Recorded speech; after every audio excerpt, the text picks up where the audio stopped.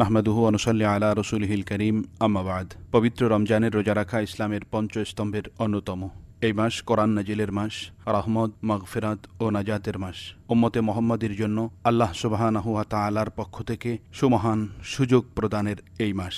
কি দুনিয়ার হিসাব, কি আখেরাতের হিসাব। প্রত্যেক ভালো কিছু অর্জনের জন্য কিছু সময়, কিছু অর্থ বিনিয়োগ করতে হয়। অর্জিত বিষয়টি শোভাবর্ধনের জন্য কিছু সুন্দরের সংযোজন, পাশাপাশি কিছু অসুন্দরের বিয়োজন ঘটাতে হয়। রমজান যেহেতু সুন্দর ও কল্যাণের আহ্বান করে, তাই এই পবিত্র মাহিনার আগমনের পূর্বেই প্রত্যেক ইমানদার নরনারীর উচিত হচ্ছে রমজানের করণীয় ও বর্জনীয় জেনে পরিকল্পনা প্রণয়ন এবং মহান রব্বুল ইজ্জত ওয়াল জালালের সাহায্য কামনা করা। যেমনটি বিশ্বনবী মুহাম্মদুর রাসূলুল্লাহ সাল্লাল্লাহু আলাইহি ওয়াসাল্লাম রমজানের 2 মাস পূর্ব থেকেই প্রায়শই আল্লাহ রাব্বুল ইজ্জত ওয়াল জালালের কাছে প্রার্থনা করে বলতেন, আল্লাহুম্মা বারিক লানা ফি রজাবা ওয়া শাবান ওয়া বাল্লিগনা রমাদান। হে আল্লাহ, আমার জন্য রজব ও শাবান বরকতময় করে দিন এবং রমজান আমার নসিবে মঞ্জুর করুন। রমজানের প্রধানতম করণীয় হচ্ছে রোজা পালন। আল্লাহ সুবহানাহু ওয়া তাআলা ঘোষণা করেছেন, ফামান শাহিদা মিনকুমুশ শাহরা ফালইয়াসুমহু। অতঃপর তোমাদের মধ্যকার যে ব্যক্তি এই মাস পেয়ে যাবে, সে যেন অবশ্যই রোজা পালন করে। যদিও আমরা এই প্রথম রজনীটি বিভিন্নভাবে আনন্দ উল্লাসে, বিভিন্ন অসতর্কতার মাধ্যমে ব্যয় করি, অথচ বিশ্বনবী মুহাম্মদুর রাসূলুল্লাহ সাল্লাল্লাহু আলাইহি ওয়াসাল্লাম ঘোষণা করেছেন, ইন্নাল্লাহা ইয়াগফিরু ফি আউয়ালি লাইলাতিন মিন শাহরি রমাদান আহলা কুল্লি হাযিহিল কিবলা। নিশ্চয়ই আল্লাহ সুবহানাহু ওয়া তাআলা রমজানের প্রথম রজনীতে সমস্ত মুসলমানের মাগফিরাত মঞ্জুর করে থাকেন।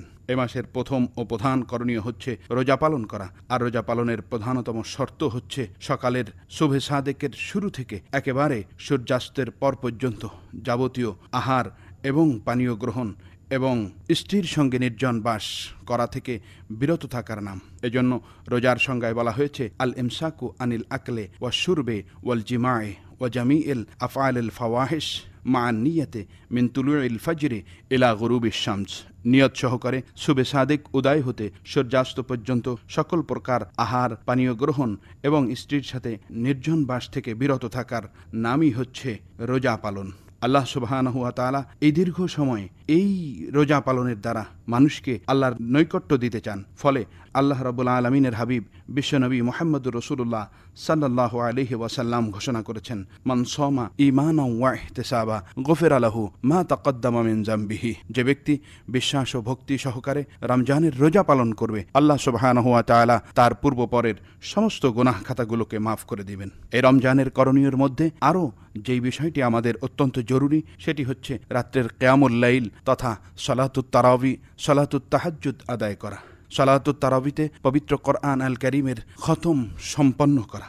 আল্লাহর হাবিব বিশ্বনবী মুহাম্মদুর রাসূলুল্লাহ সাল্লাল্লাহু আলাইহি ওয়াসাল্লাম রাত্রের কিয়ামুল লাইল তথা 20 রাকাত সালাতুত তারাবি আদায়কারীদের ব্যাপারে সুসংবাদ শুনিয়েছেন। আল্লাহর হাবিব বলছেন, মান কামা রমাদান ঈমানান ওয়া ইহতিসাবা খারাজা মিন যুনুবিহি কা ইয়াউমি ওয়ালাদাতহু উম্মুহু। যে ব্যক্তি রাত্রি জাগরণ করে রমজান মোবারকে সালাতুত তারাবি আদায় করবে, আল্লাহ রাব্বুল ইজ্জত ওয়াল জালাল তাকে পাপ থেকে এমনভাবে মুক্ত করে দিবেন কেমন যেন সে নবজাতক শিশু। ফলে আমাদেরকে লক্ষ্য রাখতে হবে এই রমজানের যাবতীয় ইবাদত বন্দেগীগুলোকে সুন্দর করা, সুশোভিত করা। এর মধ্যে আরেকটি রয়েছে সাহারি গ্রহণ। আল্লাহর হাবিব বলেছেন, তাসাহহারু ফা ইন্না ফিস সুহুরে বারাকাতুন।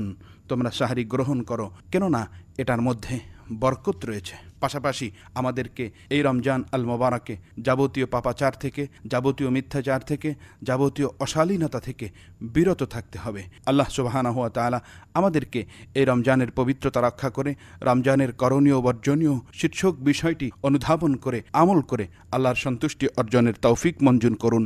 আমিন। ওয়াসসালামু আলাইকুম ওয়া রাহমাতুল্লাহি ওয়া বারাকাতুহু।